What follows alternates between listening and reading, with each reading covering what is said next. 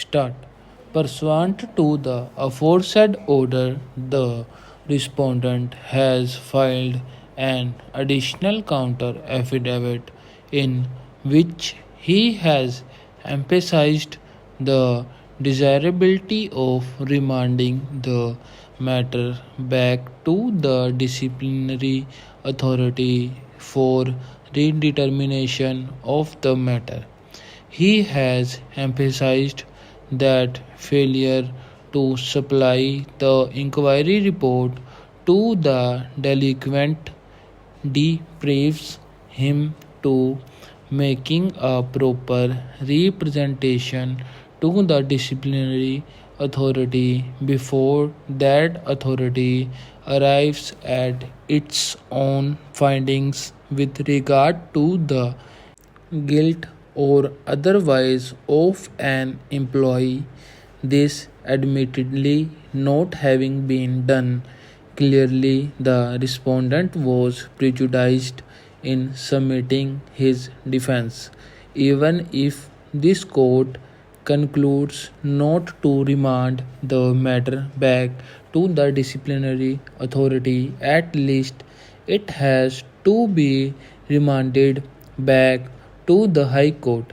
He has stated that a number of points were raised before the High Court which have not been considered on merits, as the High Court decided the writ petition only on the ground of non furnishing of the inquiry report, since the inquiry officer and the disciplinary authority had concluded that some of the charges have been partially proved and others completely proved. It was necessary to supply the findings of the inquiry reports. Only on knowing the reasoning of the inquiry officer could the respondent give an effective explanation. It is further pointed out that with regard to the charges relating to Maharajganj, the entire amount has been recovered.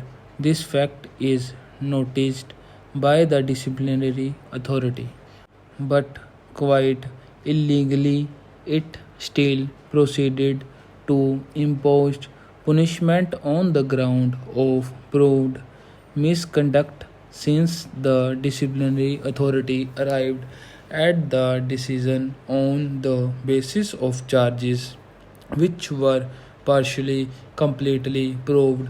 It was not possible to defend during personal hearings.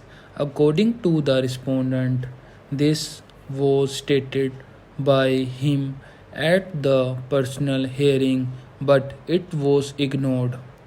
In fact, the disciplinary authority was adamant to punish the respondent. All these issues could have been highlighted if the High Court had decided the writ petition on merit. Therefore, matter needs to be remanded back to the High Court for a decision on merit on all the issues raised by the respondent. In our opinion, the aforesaid grievances of the respondent are without any factual basis. The petitioner has placed on the record of this court the translated copy of the charge sheet reply of the respondent to the charge sheet. Stop.